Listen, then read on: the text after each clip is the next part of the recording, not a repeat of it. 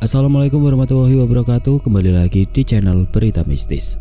Untuk kisah kali ini saya akan membawakan sebuah cerita dari tulisannya Misty Name, sebuah kisah yang berjudul Ruang Rahasia Dewi. Dan sebelum kita lanjut ke ceritanya, tekan dulu tombol like video ini dan jangan lupa tekan juga tombol subscribe channel ini. Nyalakan juga lonceng notifikasinya agar tidak ketinggalan cerita-cerita lainnya dari channel ini. Dan buat teman-teman yang pengen membaca langsung ceritanya, nanti silahkan saja kunjungi linknya yang nanti akan saya sertakan di kolom deskripsi. Dan seperti apa untuk kisah kali ini, langsung saja kita masuk ke ceritanya.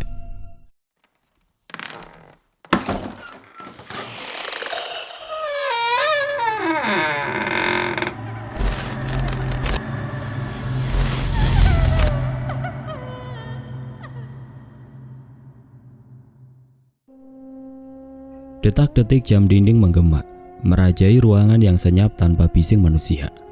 Tengah malam tepatnya, sebuah kursi goyang di sudut ruangan mengayun ke depan dan ke belakang. Di atas kursi tersebut, seorang wanita berusia 32 tahun terduduk lesu. Dengan kantung matanya yang mulai menghitam, ia memaksakan diri membaca seluruh isi buku jurnal yang penuh dengan keluh klien yang ia tangani selama sehari. Kadangkala ia mendengus merasakan pegal persendiannya yang tidak karuan. Sambil memijit kepala ia bergumam, Dewi, kapan sih kerjaan kamu ini selesai? Tiap hari isinya bacain keluhan klien. Ucap wanita tersebut. Ya, Dewi, seorang psikolog muda yang bekerja di salah satu rumah sakit swasta di kotanya. Sesuai profesinya sebagai psikolog, keluh klien selalu menjadi tugas terberat bagi Dewi. Setiap hari ia harus berhadapan dengan berbagai macam bentuk manusia dengan membawa segala permasalahan yang diderita. Sebenarnya tidak menjadi masalah, sebab itu sudah menjadi tanggung jawab Dewi memberikan yang terbaik kepada klien. Namun terkadang ia tidak bisa membagi waktu untuk dirinya sendiri. Setiap hari ia dihadapkan dengan buku jurnal yang berisi diagnosa klien yang ia tangani. Hal itu membuat ia terkadang merasa penat. Untuk sekedar mengistirahatkan tubuh saja jarang. Malam-malam ia selingi dengan merenung meratapi sebuah novel kegemarannya yang sebelum tamat ia baca. Malangnya ia hanya bisa meluangkan waktu di hari libur saja, itu pun kalau tidak ada pasien yang tiba-tiba butuh bantuan. Memang melelahkan, tapi menyenangkan juga karena ia bisa mengesampingkan rasa kesepian yang ia alami selama bertahun-tahun. Tepatnya setelah Dewi ditinggalkan seluruh keluarga, ia mengasingkan diri, membeli salah satu rumah yang terletak di perbatasan hutan. Alasan ia membeli rumah tersebut selain karena murah, juga karena daerah yang ia tinggali sepi. Tidak ada seorang pun yang hidup berdampingan dengannya. Hal itu menjadi solusi atas kesedihan yang ia alami, sekaligus bisa bebas meluapkan segala resah setelah tinggal di keramaian kota. Bahkan beberapa rumah yang berjarak 100 meter saja kosong, ditinggalkan atau bahkan diterlantarkan oleh pemilik sebelumnya. Kini Dewi yang menempati wilayah itu seorang diri tanpa rasa takut sedikit pun akan hal-hal yang menyeramkan yang ada di sana. Meski demikian, sebelum kepindahan Dewi, beberapa kali pemilik rumah sudah mengingatkan. Namun Dewi tetap kekeh membeli rumah tersebut tidak peduli apa resikonya nanti.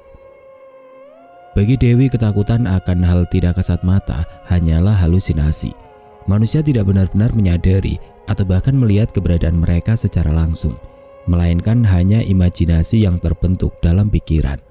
Ya, ia lebih percaya dengan penjelasan ilmiah dibandingkan penjelasan yang tidak bisa terbukti benar. Namun satu hal yang tidak bisa ia lawan, yaitu rasa kesepian. Sudah beberapa tahun semenjak ia pindah, rasa kesepian selalu hadir menghantuinya. Padahal ia selalu berusaha menepis dengan mencoba hal-hal baru atau bahkan pergi ke pusat kota untuk bersenang-senang sementara waktu. Yang tidak ia mengerti, setiap kali ia mencoba, kesepian yang ia alami semakin tidak terbendung.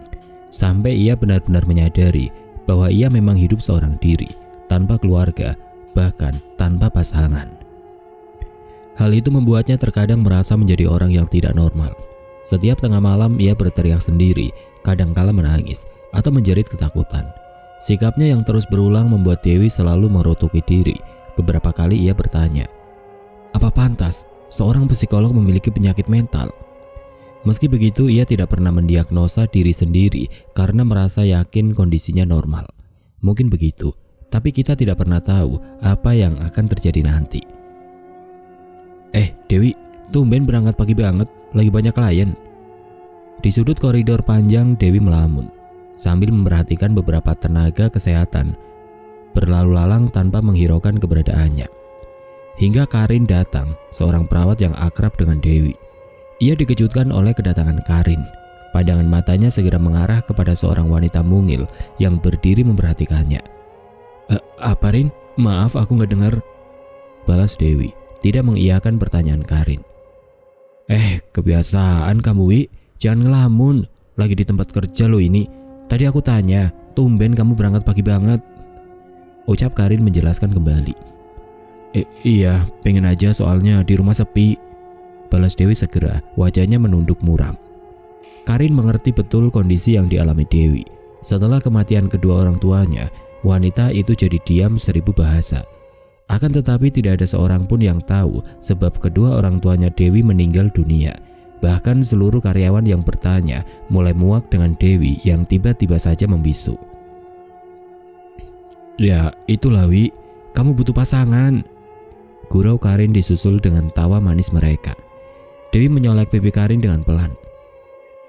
Situ yang nyuruh cari pasangan udah punya pasangan juga belum? Balas Dewi dengan tawa yang lebih kencang. Tapi serius, kamu gak mau pindah aja? Tiba-tiba tawa keduanya hilang. Dewi mulai terdiam. Ia mengernyit sambil berdeham. Enggak deh, aku udah nyaman tinggal di sana. Paling kalau bosan ke pusat kota saja, jawabnya penuh keyakinan. Karin tidak mau kalah. Selama ini ia berulang kali membujuk Dewi untuk pindah, bukan tanpa sebab.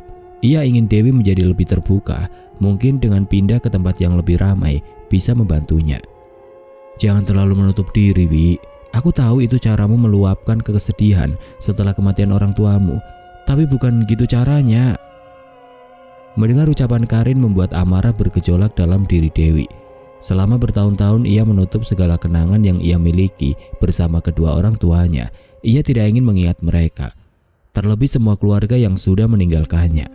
Meski ia harus bergelut dengan kesepian yang membuatnya hampir gila, tapi itu cara terbaik untuk melupakan semua tentang masa lalu yang membuat ia sakit. Kamu keterlaluan, Rin. Aku udah bilang jangan bahas tentang mereka, bentak Dewi tanpa aba-aba. Karin yang sedari tadi terdiam langsung tersentak. Ia menyadari perbedaan dari sikap Dewi akhir-akhir ini. Menurutku, ini gak keterlaluan. Ayolah, aku kan temanmu. Kamu bisa cerita apapun termasuk itu. Ia terus mencoba meluluhkan hati Dewi. Enggak Rin, aku baik-baik saja. Aku psikolog dan aku tahu gimana cara menangani diri sendiri. Dewi yang sudah tersulut emosi mendorong tubuh Karin tanpa ampun. Dengan tergesa-gesa ia pergi, tidak menghiraukan Karin yang masih berdiri di sana memandanginya. Dewi segera terduduk di dalam sebuah ruangan yang ia gunakan untuk menangani pasien. Ia menghela nafas sambil mengurut jidatnya yang terasa pegal sambil mengayun-ayunkan kaki. Ia merasa tidak baik kali ini. Resah serta gundah selalu hadir di saat-saat yang tidak tepat. Sementara itu ia tidak bisa menahan emosinya sekarang. Di atas sebuah meja kerja ia menyimpan antidepresan yang kadang kala ia konsumsi pribadi. Sambil meneguk segelas air, kapsul itu larut dalam kerongkongan Dewi. Harus bertahan berapa lama lagi dengan kondisi seperti ini? Tidak henti-henti ia berkeluh, tapi setidaknya ia lebih tenang sekarang. Begitulah, Dewi tidak menemukan cara untuk membuat dirinya tenang selain mengkonsumsi antidepresan. Hal itu membuat Dewi merasa bahwa hidupnya bergantung dengan sebuah kapsul penenang. Tidak bisa dipungkiri bahwa kepergian kedua orang tua Dewi membuat ia merasakan gejolak batin yang luar biasa. Namun ia menolak rasa itu hadir dalam dirinya. Sebisa mungkin ia menutupi segala kecemasan yang ia alami. Tapi semua akan berbeda saat orang lain menyebut tentang mereka. Entah mengapa gejolak batin yang ia rasa tidak pernah berkurang. Sejak saat itu ia berteman dengan resah serta kesepian, mengelabui diri bahwa ia adalah seorang ahli penyakit mental yang butuh disembuhkan. Tidak berselang lama satu klien masuk ke ruangan Dewi. Seorang lelaki gagah mengenakan jaket hitam dengan tudung kepala yang menutupi sebagian wajahnya. Lelaki itu tampak ragu dan gugup menghampiri Dewi yang memandang aneh. Segala pertanyaan bermunculan. Apa masalah yang dia derita? Gumam Dewi. Lama ia memperhatikan seseorang yang kini duduk di hadapannya, hanya menunduk. Lelaki itu enggan membuka tudung kepala. Bahkan setelah berhadapan dengan Dewi, ia tidak mengucapkan sepatah kata pun. Namun itu hal yang wajar. Dewi sering menemui pasien sepertinya. Bisa saja ia hanya malu untuk memulai percakapan dengan Dewi. Akan tetapi Dewi tidak tinggal diam menunggu pasien tersebut membuka pembicaraan. Ia dengan hangat bertanya sambil membuka buku jurnal yang penuh dengan keluhan klien beberapa waktu lalu. "Halo, boleh saya bertanya siapa namamu?" "Tenang, saya di sini selalu mendengarkan apapun yang ingin kamu keluarkan," pinta Dewi segera. Hening tidak ada jawaban dari lelaki tersebut. Bahkan ia masih dengan posisi yang sama, hanya menunduk tanpa menatap Dewi sedikit pun. "Jangan takut, coba lihat saya," pinta Dewi sekali lagi. Ia ingin meyakinkan seseorang yang ia dampingi sekarang. Ketika permintaan terakhir itu Dewi ucapkan, seseorang yang ada di hadapannya kini mendongak. Matanya merah sayu, tampak seperti orang yang tidak tidur beberapa malam. Sekali lagi Dewi mencoba mengajaknya bicara. "Siapa namamu?" Ia mulai menerka apa yang dialami orang tersebut. Tidak lama kemudian lelaki itu berani membuka suara, amat pelan. Bahkan terlihat gerak tubuhnya yang gemetar seperti orang ketakutan. Saya Adit." Dewi menghela nafas panjang sambil menyandarkan punggung pada kursi yang ia duduki. Tangan Dewi sudah menggenggam ballpoint, bergerak menggoreskan tinta hitam pada lembar kosong di bukunya. "Apa yang kamu alami, Adit? Sepertinya hal berat ya?" tanya Dewi. Ia ingin tahu masalah yang dialami Adit. Sementara itu Adit terdiam sambil menunduk lagi. Kali ini ia menangis sesegukan di hadapan Dewi. Melihatnya membuat Dewi mengernyit. Ia mengelus pundak Adit pelan. "Ceritakan saja agar saya tahu harus memberi solusi bagaimana." Kedua mata Dewi tidak henti memperhatikan Adit yang tangisnya semakin pecah. Bahkan sama sekali tidak ingin bicara. Dewi bingung harus berbuat apa, meski itu hal yang biasa. Yang bisa dilakukan hanya menunggu sampai pasien yang ia tangani tenang. Dengan inisiatif, Dewi menyiapkan segelas minuman untuk meredakan emosi yang Adit rasakan. "Minumlah dulu, tarik nafas dalam lalu buang," ucap Dewi, mencoba memberikan arahan untuk membuat Adit tenang. Adit segera mengikuti instruksi yang Dewi berikan. Ia meneguk habis segelas air hingga tidak bersisa. Sambil menghela nafas panjang, gemetar Adit mulai mengungkapkan apa yang ia alami sekarang. "Menurut ibu, wajarkah kalau kita sakit hati saat kehilangan seseorang yang kita sayangi?" Satu pertanyaan Adit mewakili sesi konseling. Dewi tertegun. Sepertinya ia tahu kemana arah obrolan mereka sekarang. "Tentu wajar, Adit. Itu adalah bentuk ekspresi. Lalu apa yang menurutmu mengganggu?" tanya Dewi kemudian. Adit tidak menjawab. Perlahan tangannya merogoh kantung jaket yang ia kenakan. Ia hendak mengambil sesuatu yang menjadi sumber permasalahan. Sebuah pisau berlumur darah. Ia mengeluarkannya tepat di hadapan Dewi. Sontak Dewi terbelalak. Ia langsung bangkit dari duduknya mengetahui Adit mengeluarkan sebuah pisau. Dewi segera mundur beberapa langkah menjauh dari Adit. Tapi anehnya, Adit tidak beranjak. Ia hanya diam sambil menyimpan kedua tangannya dalam jaket. "Apa maksud kamu?" Meski ketakutan, tapi Dewi berusaha lembut kepada Adit. Selama 6 tahun ia bekerja di sana, baru kali ini mendapat seseorang pasien misterius yang mengguncang jantungnya. Entah apa niat dan maksud Adit memunculkan rasa penasaran Dewi. "Saya nggak sengaja membunuh pacar saya, tapi ini bukan yang pertama kalinya," ucap Adit terus terang kepada Dewi. "Duduk saja, Bu. Saya nggak mau menyakiti. Saya cuma ingin meminta pertolongan," pinta Adit segera. Sambil meyakinkan diri, Dewi kembali duduk meski kini agak berjauhan. "Meminta tolong dalam bentuk apa? Apa saya bisa menjamin nyawa saya selamat sekarang?" cerocos Dewi yang sudah tersulut emosi. "Saya hanya ingin meminta tolong. Bagaimana cara untuk menghentikan perbuatan ini? Karena saya melakukannya secara nggak sadar." Kali ini Adit kembali berterus terang tentang kondisi yang ia alami. "Harusnya kamu menyerahkan diri ke polisi. Dengan itu kamu bisa menghentikan perbuatanmu, bukan dengan datang ke sini," protes Dewi yang semakin ketakutan. Namun Adit bersikap tenang. Ia tidak gemetar seperti sedia kala. Di hadapan Dewi ia terkekeh sendiri. "Setelah ini saya menyerahkan diri. Hanya saja saya ingin mencari alasan Mengapa saya melakukan ini? Adit segera mengambil kembali pisau yang tadi ia keluarkan. Saya membunuh korban secara gak sadar. Entah kenapa saya melihat hal aneh dalam diri korban. Suatu bisikan datang untuk melenyapkan sesuatu yang membahayakan. Tapi saat saya tersadar, yang terbunuh bukan hal yang saya inginkan. Setengah tidak percaya, Dewi mencoba memahami kondisi Adit. Dewi tahu itu bukan hal yang langka. Ia sering menangani keluhan yang sama. Apa setiap hari kamu tergantung dengan suara-suara aneh atau bayangan yang tidak menyenangkan, Dit? Tanya Dewi, menggiring Adit untuk berbicara banyak mengenai kondisinya. Iya, banyak yang saya lihat. Suara-suara jahat juga. Di sini, di belakang ibu, ada 2 orang menyeramkan. Adit memincingkan mata menunjuk ke arah Dewi. Namun Dewi segera menepis. Ah, itu cuma efek dari sesuatu yang mengganggu kamu. Halusinasi, Dit, bantah Dewi. Ia segera beranjak mengambil segelas air lagi untuk Adit. Bantahan itu tidak membuat Adit terdiam begitu saja. Ia tahu sering berhalusinasi. Akan tetapi, kini yang ia lihat berbeda. Bukan objek abstrak yang mengganggu, melainkan seseorang yang benar-benar hadir mengikuti kemana Dewi pergi. Ini beda, Bu. Yang ini nyata, pekik Adit lebih keras. Dewi terdiam tidak menghiraukan gelas yang ia genggam hampir penuh dengan air yang mengalir dari dispenser. Sambil mengelus tengkuk, Dewi bergidik ngeri. Entah mengapa ia seakan percaya dengan apa yang Adit katakan. Bu, gelasnya penuh, pekik Adit kemudian, memperhatikan gelagat Dewi yang kini tampak ketakutan. Dewi terperajat segera mematikan dispensernya. Ia kembali dengan membawa beberapa obat untuk Adit.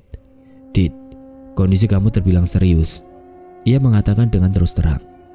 Kedua mata Adit segera melotot memperhatikan Dewi. Saya menderita apa? Mendengar pertanyaan Adit membuat Dewi menimbang-nimbang kondisi yang pasiennya alami. Tidak mudah untuk mendiagnosa penyakit hanya dengan sekali konseling, tapi butuh beberapa kali konseling lagi untuk mengetahui secara pasti. Dewi tidak menghiraukan pertanyaan Adit. Ia segera menuliskan beberapa kemungkinan masalah yang diderita Adit dalam secari kertas. Dengan teliti ia memperhatikan dari segala aspek yang tertonjol, mulai dari gerak-gerik Adit serta keluhan yang ia alami. Hasil konseling hari ini bisa kamu baca di rumah ya. Saya prihatin dengan kondisi kamu. Tapi saya ingin kamu tetap serahkan diri pada pihak berwajib, Dit. Jadwal konseling berikutnya biar saya jadwalkan untuk kamu, cerotos Dewi sambil membuka jadwal konselingnya untuk seminggu ke depan. Kali ini Adit kembali terdiam. Ya, terima kasih, Bu. Wajahnya muram serta pucat. Ia begitu takut dengan apa yang akan ia dapat setelah nanti terungkap kasus pembunuhan yang ia lakukan. Tanggung jawab dengan apa yang sudah kamu lakukan, Dit. Semoga ada jalan yang terbaik, pesan terakhir Dewi ucapkan sebelum Adit meninggalkan ruangan. Lelaki itu beranjak, kembali menutup sebagian wajahnya dengan tudung. Ia pergi meninggalkan ruang konseling dengan segala ketakutan serta suara-suara jahat yang tidak berhenti berbisik. Kondisinya membingungkan, bahkan ia tidak berniat melakukan pembunuhan. Setelah lelaki itu pergi, Dewi kembali merenung. Kedua bola matanya dengan jeli membaca setiap permasalahan yang ia temui pada Adit. Dalam buku jurnalnya dengan jelas ia tuliskan kondisi mental Adit yang buruk. Namun setiap ia hendak menuliskan kembali dalam buku jurnal, entah mengapa selalu terbayang dengan pisau yang Adit tunjukkan. Ia merasa tidak nyaman. Dewi menjadi ketakutan. Berulang kali ia mengelus tengkuk, merasakan hawa dingin yang menyapu kulit lembutnya. Tiba-tiba saja ia mengingat ucapan Adit tentang 2 orang menyeramkan. Tapi sekali lagi ia berpikir untuk apa ia pusingkan. Sampai saat ini ia mencoba menepis bahwa itu hanya halusinasi karena penyakit mental yang dialami Adit. Sepanjang hari setelah konseling pertamanya itu, Dewi semakin terdiam. Bahkan saat jam makan siang ia hanya melamun. Sepiring nasi yang ada di hadapannya tidak tersentuh. Ia merasa mual tiap kali hendak menyuap sesendok nasi. Bayangan-bayangan menyeramkan kembali datang. Ia mengingat dengan jelas bagaimana bentuk mata pisau mengkilat dilapisi dengan darah yang hampir mengering. Anehnya, ia merasa tidak nyaman. Juga merasa pernah menemui saat-saat yang sama ketika ia melihat pisau tersebut. Hari itu menjadi pengalaman paling menegangkan selama ia bekerja di sana. menangani seorang pembunuh. Ia jadi merasa dirinya diperhatikan, berulang kali mengelus tengkuk sambil menoleh ke kanan dan ke kiri. Ia semakin takut jika seseorang atau bahkan Adit kembali untuk membunuhnya. Namun seketika ia tersadar ada yang salah. Ia mulai mendengar bisikan yang tidak ia ketahui dari mana asalnya, bahkan ia mulai masuk dalam relung gelap yang ia simpan. Trauma mendalam kembali merenggut jiwa Dewi. Ia menunduk, memegang kepala amat kencang sambil berusaha menutup telinga agar bisikan-bisikan itu berhenti mengganggunya. Suatu bisikan yang tidak ia inginkan. "Dewi, kamu kenapa?" Satu tepukan mendarat diikuti dengan pekik seseorang yang datang menghampiri Dewi. Ia terperajat lalu berteriak histeris. Ia yang panik segera beranjak dari duduk. "Jangan bunuh aku!" Tatap mata Dewi dengan tajam mengarah pada seseorang yang ia kira hendak membunuhnya. Karin dibuat keheranan serta bingung ketika Dewi berjingkat menjauh. Ini aku Karin. Kamu ngomong apa sih?" Karin segera mencekal tangan Dewi, kemudian menepuk pelan pipi wanita tersebut. Dewi yang gelagapan segera menengguk segelas air yang belum sempat ia minum. Ia kembali duduk di hadapan Karin. Maaf Rin, lagi banyak pikiran." Sambil tersenyum ia beralasan. Karin mencondongkan tubuh lebih dekat dengan wajah Dewi yang mulai memerah. "Jujur Wi, ada apa?" tanya Karin tanpa basa-basi. Namun Dewi segera mengalihkan topik setelah menerima pertanyaan dari Karin. Aku banyak urusan tadi. Kamu gak mau pesan sesuatu? Aku yang bayar, ayo." Karin tetap diam seraya menatap Dewi keheranan. Kedua tangan ia lipat di depan dada. "Sampai kapan kamu mau menutupi itu semua?" Karin kembali bertanya. Kali ini ia menatap sepiring nasi di hadapan mereka. Ia mengangkat piring tersebut, lalu mengambil sesuatu yang Dewi sembunyikan di bawahnya. "Antidepresan. Sudah jelas kamu sakit, Wi." Tuduh Karin segera. Jujur ia sudah mengetahui kondisi Dewi, tapi ia tahu Dewi enggan dibantu. Berulang kali Dewi menelan ludah, sedangkan tangannya mulai bergetar ketika Karin mengambil antidepresan yang belum sempat ia telan. "Jangan Rin, aku butuh itu." Ia berusaha menggapai, tapi kalah cepat dengan Karin yang menepis tangannya. "Gak bisa. Kamu gak bisa bergantung sama obat ini. Ayo, aku bisa tolong kamu, tapi aku gak ngerti apa masalahmu." Bagaimanapun Karin tetap berusaha membuat Dewi lebih terbuka. "Gak ada yang perlu kamu tahu. Aku baik-baik saja." Ia mulai tidak nyaman berada di dekat Karin. Tiap kali mereka bersama, Karin selalu memanfaatkan suasana untuk mencari tahu tentang urusannya. Beberapa langkah Dewi beranjak pergi tanpa menghiraukan Karin yang bergeming di sana. Pikiran Dewi kacau. Berulang kali ia mencoba melarikan diri, tapi selalu ada seseorang yang berusaha mengusik ketenangannya. Menurut Dewi ia baik-baik saja. Ia sempurna dengan segala hal yang hilang dari hidupnya. Ia tidak butuh seseorang lagi untuk sekedar mendengarkan cerita atau keluhan seperti yang ia lakukan. Di sisi lain, Karin memikirkan banyak cara untuk membuat Dewi terbuka. Satu hal lagi yang menjadi pertanyaan baginya, siapa yang mau membunuh dia? Tiba-tiba saja ia teringat saat Dewi ketakutan melihatnya yang baru saja datang. Entah mengapa ia begitu yakin ada sesuatu yang janggal, sesuatu yang baru saja terjadi pada Dewi. Karin mendengus kencang, mendapati satu notifikasi masuk dari ponselnya. Ulang tahun Dewi. Sebuah notifikasi yang ternyata pengingat hari spesial Dewi. Saat itu juga Karin langsung mendapat ide untuk mencari tahu tentang Dewi. Tanpa berlama-lama Karin beranjak, kemudian berlari menyusul kemana Dewi pergi. Mungkin saja itu akan menjadi cara paling tepat. Ia yakin kali ini berhasil. Dari kejauhan tampak seorang wanita berjas putih tengah berjalan tunduk. Karin segera mengenali wanita tersebut. "Dewi, tungguin!" Dewi langsung berhenti, menoleh ke belakang setelah mendengar teriakan Karin. "Kenapa lagi?" Belum juga Karin tiba di hadapannya, satu pertanyaan langsung terlontar dengan ketus. Karin dengan nafas memburu segera mengatakan niatnya. "Besok, kamu sibuk gak?" Dewi meraup wajah sambil bergumam. "Enggak kayaknya, tapi jangan ganggu aku." Satu penolakan langsung tertuju tajam pada Karin. Namun bukan Karin namanya kalau menyerah begitu saja. Ia mulai mengimbangi Dewi. Kali ini ia lebih berhati-hati agar Dewi tidak menolak lagi. "Ulang tahun kamu kan besok, Wi. Kita rayain bareng yuk, kecil-kecilan di rumah kamu." Mata Dewi langsung terbuka lebar. Untuk apa? Aku gak butuh. Kalau cuma itu yang mau kamu omongin, mending aku pergi. Ya, Karin tahu bahwa Dewi orang yang sulit. Semua aku yang tanggung. Kita rayain di rumah kamu aja. Pasti bosen kan tiap hari sendirian. Bujuk Karin sekali lagi. Hebatnya bujukan Karin mampu menggoyahkan hati Dewi. Setelah dipikir-pikir lagi, ia memang bosan dengan kegiatannya akhir-akhir ini. Tanpa berpikir lama, permintaan Karin langsung mendapat anggukan mantap. Boleh deh, tapi jangan macem-macem. Aku gak suka. Hati Karin bergejolak. Ia begitu senang tidak menyangka bahwa Dewi mengiyakan permintaannya. Aku janji, besok bakal jadi hari paling spesial buat kamu. Harapan Karin begitu besar. Wanita itu ingin mengulik kehidupan Dewi, bukan tanpa tujuan. Hanya saja ia ingin membantu permasalahan yang Dewi alami. Cahaya jingga menyebar di angkasa, tampak sinar keemasan terpancar dari sang surya yang hampir tenggelam. Keindahan yang selalu mereka saksikan dari gedung-gedung bertingkat saat sore tiba. Namun keindahan itu berbanding terbalik dengan kemacetan kota. Di bawah langit yang mulai pudar warnanya, orang-orang berdesakan. Jalanan padat pengendara, polusi di mana-mana. Suara klakson turut memeriahkan hiruk-pikuk kota. Macet banget.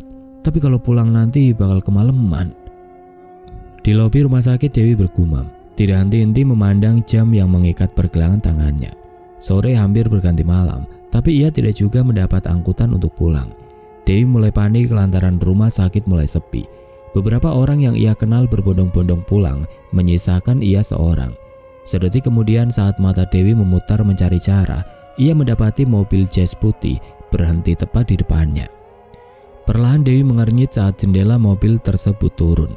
Ternyata itu mobil yang dikendarai Karin. Dengan senyum manis Karin menegur Dewi.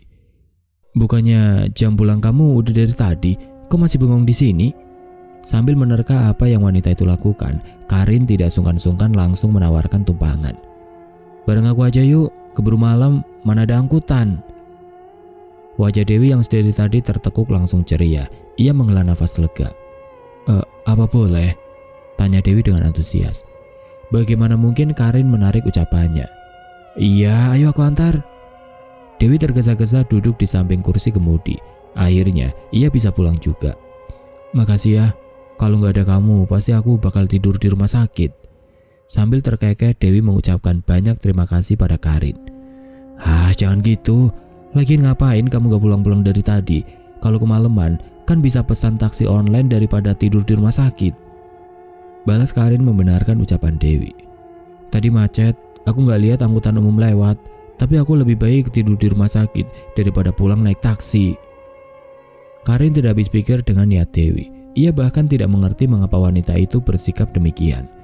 Pastinya karena Dewi memang orang yang sulit dimengerti. Ya sudahlah, terserah kamu aja, Wi.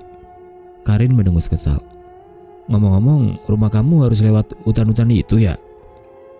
Mendengar pertanyaan Karin membuat Dewi mengangguk berkali-kali. Iya, cuma jalan satu-satunya menuju rumah. Emang gak takut tinggal sendirian di sana, Wi? Kamu aja gak punya tetangga. Klaster itu kayak sengaja ditinggalkan. Dengan waspada Karin mulai memancing Dewi untuk bicara. Emang sih sebulan lalu ada yang membeli rumah di samping, tapi baru beberapa minggu udah pergi aja.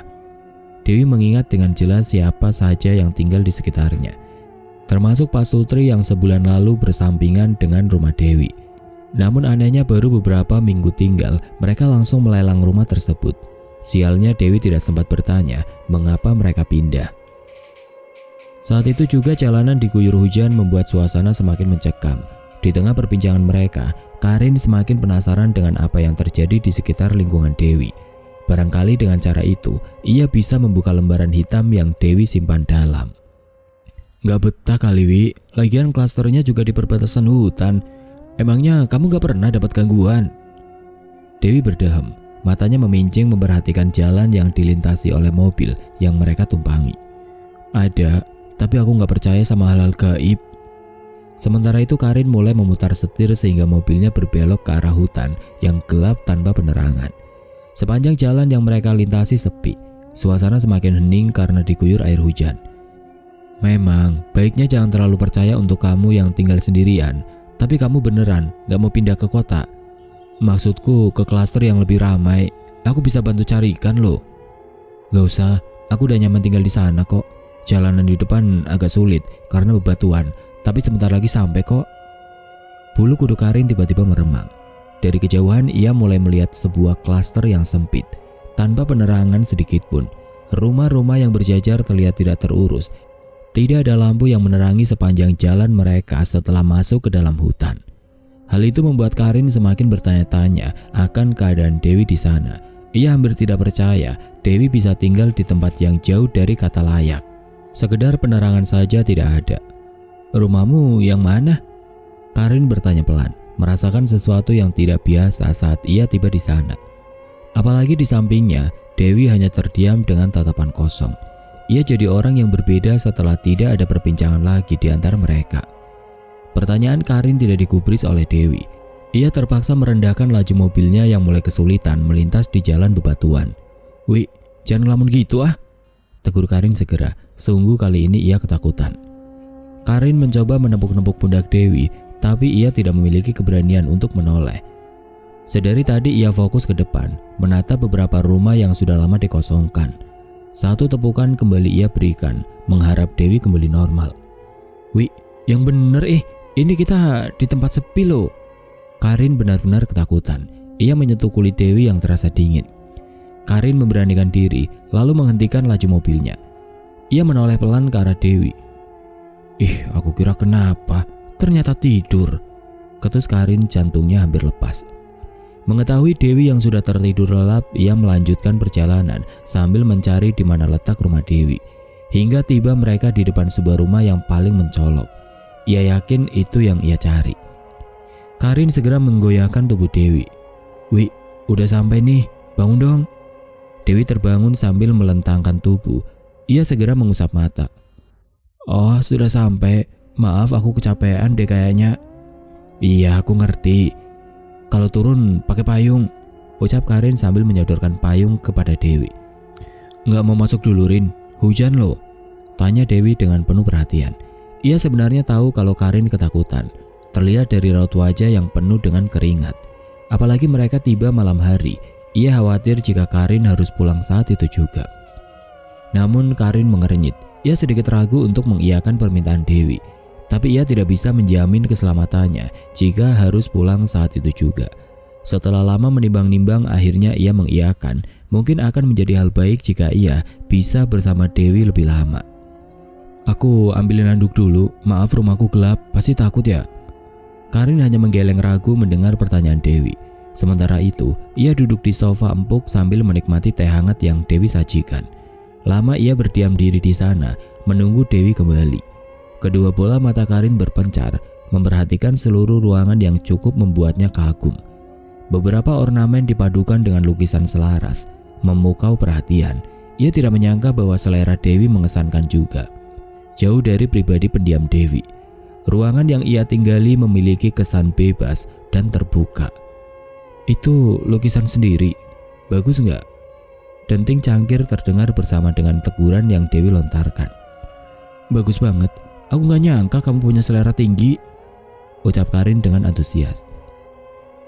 "Sisi lain dari aku, beberapa orang yang masuk ke rumahku pasti berkata demikian." Sambil tertawa kecil, ternyata Dewi menjadi seseorang yang lebih hangat saat berada di rumahnya. Sementara itu Karin bergumam tidak henti-henti memuji Dewi. Pada akhirnya mereka larut dalam obrolan, ditemani dengan secangkir teh hangat dan roti panggang. "Tidur di sini saja, Rin. Di luar masih hujan. Ada satu kamar kosong kok di sini. Sudah aku bersihin juga." Sesaat kemudian Dewi meminta Karin untuk tinggal di sana. Karin tanpa penolakan mengangguk mantap. "Bolehlah kalau kamu mengizinkan." Syukurlah Karin bisa tinggal sementara waktu di sana, termasuk untuk melangsungkan rencana. Malam semakin larut, tapi Karin mulai merasakan hal yang tidak biasa. Entah mengapa suasana begitu hening, bahkan detik jam dinding terdengar begitu kencang, membuat ia bergidik ketakutan. Ia mencoba merebahkan diri, menepis segala pikiran janggal yang berdatangan. Dewi meninggalkan ia sendirian untuk melanjutkan pekerjaan di ruang pribadinya. Akan tetapi, justru perasaan tidak menyenangkan yang kini ia rasakan. Setelah berjam-jam perbincangan mereka membuka sedikit demi sedikit lembar hitam dalam hidup Dewi. Ketika Karin hampir terlelap, tepat tengah malam ia mendengar suara teriakan disusul dengan tangisan. Ia terperajat, kaki-kakinya terasa amat dingin, sementara jantungnya tidak henti berdetak hebat. Tidak berpikir lama, Karin langsung memastikan suara yang berasal dari ruangan Dewi. Tatap mata Karin lekat dengan pintu kokoh yang ada di hadapannya. Ia sedikit ragu, tapi juga yakin suara tersebut berasal dari dalam sana. Siapa lagi kalau bukan Dewi yang berteriak serta menangis? Tapi ada apa? Sambil menelan ludah, Karin memberanikan diri mengetuk pelan pintu tersebut. "Dewi, kamu kenapa?" tanya Karin tanpa jawaban dari Dewi. Setelah suara teriakan itu berlangsung tanpa susulan, suasana kembali hening. Pikiran yang tidak-tidak segera mengarah pada keadaan Dewi. Ia takut terjadi sesuatu yang membahayakan, namun pikiran tersebut ditepis oleh kecurigaan. Karin menempelkan telinga berusaha menangkap suara yang berasal dari dalam. Kret, kret. Hanya derit kayu yang bisa ia dengar, tapi ia bisa menebak dari mana suara itu berasal. Kursi kayu, Karin bergumam. Ia memberanikan diri lagi untuk mengetuk pintu. "Dewi, kamu baik-baik saja kan?" Suara derit kayu itu semakin kencang dan kencang. Sepertinya Dewi mempercepat tempo kursi goyang yang ia duduki. Tidak henti-henti Karin menelan ludah. Ia tidak sabar gagang pintu diputar, sehingga ia bisa melihat seisi ruangan. Bagaimana mungkin Dewi bisa bertahan sendirian? Seisi ruangan gelap, hanya seberkas cahaya kuning dari lilin yang bisa Karin lihat. Di hadapannya kini terdapat kursi goyang dengan Dewi yang duduk membelakanginya. Wanita itu tidak berkutik. Tangan kirinya menggenggam erat buku jurnal yang terbuka lebar. Karin mendekat tanpa ragu. Satu tepukan langsung mendarat di pundak Dewi. "Dewi, kamu gak apa-apa?" Dewi melempar pandangan sambil tersenyum menyeringai. "Ya, kamu siapa? Kenapa berani masuk ke sini?" Pertanyaan bertubi-tubi Dewi lontarkan. Namun yang membuat Karin lebih ketakutan adalah ekspresi Dewi. Ia lihat dengan jelas wanita itu melotot kuat sambil senyum menyeringai. Ia tidak tahu apa yang telah terjadi dengan Dewi. Karin berjalan mundur tanpa aba-aba, tapi pandangannya kini mengarah ke arah tangan kanan Dewi yang berlumuran darah. Karin terbelalak. Ia tidak menghiraukan segala rasa ketakutan yang tadi menguasai dirinya. Kini ia berjalan maju dengan penuh rasa khawatir, menggenggam tangan kanan Dewi. "Dewi, ini kenapa? Kenapa sampai berdarah?" Sambil mencari kotak obat yang ada di sana, Karin mulai melilitkan kasa lalu dibalut perban untuk menutup luka Dewi. Anehnya tidak ada ekspresi kesakitan yang Dewi tunjukkan. Dari situlah Karin mulai merasa ada yang janggal. "Wih, kamu..." Hal yang lebih mengejutkan ia dapati di atas sebuah meja kerja Dewi. Beberapa kapsul yang entah apa saja jenisnya bercacaran. Setengahnya sudah berlumuran darah. Ternyata Dewi menyayat tangan dengan cutter. Amarah Karin memuncak, tapi rasa kekhawatirannya lebih besar kepada Dewi. "Kamu ini kenapa? Kamu kenapa, Dewi?" Bersusah payah ia menggoyangkan tubuh Dewi yang tertunduk lesu. Kemudian Dewi mendongak. "Apa menurutmu aku hidup sendirian?" tanya Dewi. Ia mulai melantur. Ketika itu pula Karin menyadari penyakit mental yang dialami Dewi. Ia sakit, benar-benar sakit tanpa pengakuannya sendiri. "Aku gak sendiri, Karin. Aku bersama mereka," ucap Dewi lagi sambil menunjuk ke arah lantai. Apa maksudmu?" "Suara-suara itu mengganggu, Rin. Mereka selalu mengganggu, padahal sudah aku tanam di dalam sana." Ingin menangis rasanya. Karin benar-benar tidak mengerti dengan apa yang Dewi ucapkan. "Kamu cuma halusinasi, kamu sakit," bentak Karin yang kini tidak bisa menahan tangis. Ia bersimpuh tidak ingin memandang wajah Dewi dengan rambut acak-acakan. Aku nggak sakit dan aku nggak sendirian. Aku bilang mereka di sana." Brak. Di atas lantai kayu Karin tergeletak dibanting oleh Dewi. "Maksudmu apa?" Dewi beranjak serta tertawa sendiri. Tidak disangka ia berdiam di sudut ruangan. Tangan-tangannya yang lemah semakin berlumuran darah. Dewi berusaha membuka paksa lantai kayu yang terpaku kuat. "Dewi, berhenti. Tolong, berhenti Dewi." Karin dengan sekuat tenaga merangkak. Ia tidak bisa bangkit sebab kedua kakinya terlanjur lemas. Ia berusaha mencekal tangan Dewi yang mulai bergerak brutal. Hampir tidak percaya ia menyaksikan Dewi berhasil membuka lantai tersebut secara paksa. Namun anehnya, kali ini Dewi menangis sesekali tertawa senang. Karin mencoba mencari cara. Ia berlari menuju meja yang penuh dengan obat-obatan. Nafasnya terengah-engah. Ia beradu dengan Dewi yang semakin tidak terkendali. Keringat dingin mulai membanjiri tubuh Karin. Ia dipaksa cepat mencari antidepresan yang bisa ia gunakan sebagai obat penenang. Yang mana? Aduh, kenapa nggak ada? Gemetar Karin masih mencari. Namun ia terlambat menyadari bahwa Dewi hampir selesai dengan sesuatu yang ia kerjakan. Ketemu.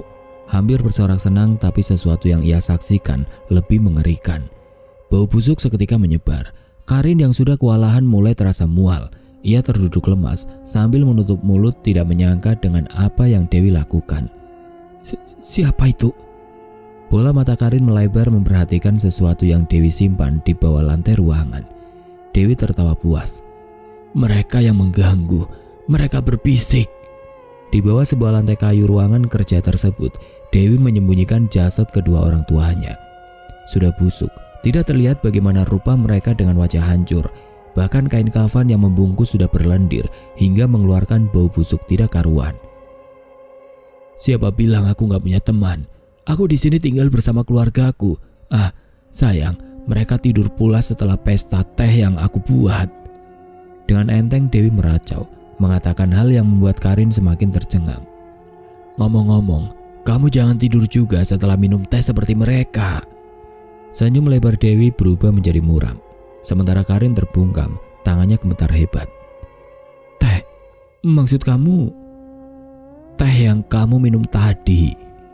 Sungguh gila, ia tidak tahu apa yang sudah Dewi campurkan dalam minumannya tadi. Dengan sisa tenaga yang ada, Karin hanya bisa merangkak sambil menangis. Ia ingin melarikan diri, tidak peduli saat itu hujan badai sekalipun. Ia tidak ingin berakhir sama dengan kedua orang tua Dewi. Harus keluar dari sini. Tangisnya semakin pecah, ia kehilangan seluruh tenaga. Saat ia berhasil mengambil kunci mobilnya, Dewi menghadang. Jangan buru-buru, masih hujan loh. Kali ini Dewi tampak lebih gila. Ia benar-benar gila setelah sakit yang diderita tidak bisa disembuhkan begitu saja. Dewi menarik tangan Karin dengan kuat, tapi Karin tidak ingin kalah. Ia mendorong tubuh Dewi hingga genggaman tangan itu terlepas. Karin segera berlari. Beberapa meter lagi ia menggapai gagang pintu untuk keluar. Karin, mau kemana kamu? Temani aku. Dewi mengejarnya, membalas dorongan Karin jauh lebih kuat hingga terpental beberapa senti menabrak kursi. Enggak, aku nggak mau. Bagi Karin setengah ketakutan. Ia bangkit segera menarik kunci pintu lalu menutupnya dengan rapat, meninggalkan Dewi yang meraung-raung di dalam sana. Maaf Dewi, tapi ini yang bisa aku lakukan sekarang. Tergesa-gesa ia segera mengunci akses keluar satu-satunya. Ia segera melarikan diri, menerabas derasnya hujan yang disusul dengan gemuruh petir. Tidak henti-hentinya ia menangis sepanjang jalan. Hampir saja nyawanya celaka oleh seseorang yang ingin ia bantu. Hampir hilang akal dia di sana. Kalau saja ia terlambat pasti akan bernasib sama dengan kedua orang tua Dewi yang terungkap sebab kematiannya. Naas, di tengah jalan teh yang ia minum mulai bereaksi. Ia tidak kuasa menahan kantuk serta pusing kepalanya. Tanpa sadar Karin membanting setir ke kiri, menabrak sebuah pembatas jalan dengan amat kencang. Tubuh Karin terpental. Ia mulai hilang kesadaran dengan kepala yang sudah berlumuran darah. Karin, sadar. Karin, sadar. Perlahan Karin tersadar. Ia tengah berbaring di atas ranjang. Ketika itu ia menyadari selang infus sudah tertancap di tangan. Aku kenapa? Tanya Karin segera kepada siapa saja yang ada di sana. Kamu kecelakaan, Karin. Ucap salah satu perawat yang tidak lain adalah rekan kerjanya. Kecelakaan? Ingatannya kembali berputar. Ia berusaha mencari jawaban apa yang terjadi dengannya. Aku boleh minta tolong? Saat itu juga ia teringat harus berbuat apa. Syukur ia masih bisa selamat. Karin segera mengutarakan segala sesuatu yang terjadi dengannya, termasuk apa yang ia alami di rumah Dewi tadi. Mereka tentu tidak asing dengan Dewi. Setelah mendengar segala cerita Karin membuat seluruh rumah sakit gempar. Tidak berselang lama pihak rumah sakit segera menghubungi polisi setempat untuk mengecek serta mengamankan Dewi yang tengah memberontak di dalam rumah. Saat itu pula polisi mulai menyergap, mengambil paksa Dewi untuk diamankan sementara waktu, sambil mengumpulkan beberapa barang bukti. Rupanya bukan pertama kali Dewi melakukan target pembunuhan. Ia pernah membunuh adik kandungnya saat berusia 13 tahun. Hal itu terjadi lantaran penyakit mental yang diderita oleh Dewi. Namun menurut pengakuan kerabat lamanya, orang tua Dewi menganggap ia sudah sembuh total sehingga bisa menempuh pendidikan. Pada akhirnya, ia berprofesi sebagai psikolog. Hal yang lebih mencengangkan lagi, rahasia gelap Dewi terakhir sebelum Karin berkunjung. Dewi mengaku mendapat pasien seorang lelaki bernama Adit. Faktanya, tidak ada pasien lelaki saat jadwal konsultasi tempo hari.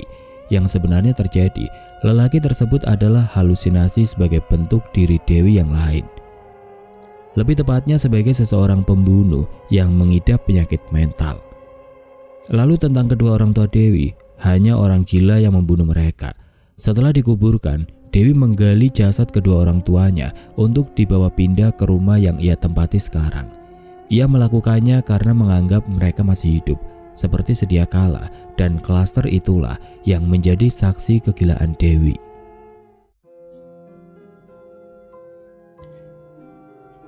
Oke teman-teman, sekian untuk kisah kali ini. Bagaimana menurut kalian tentang kisah ini? Tulis komentar kalian di kolom komentar.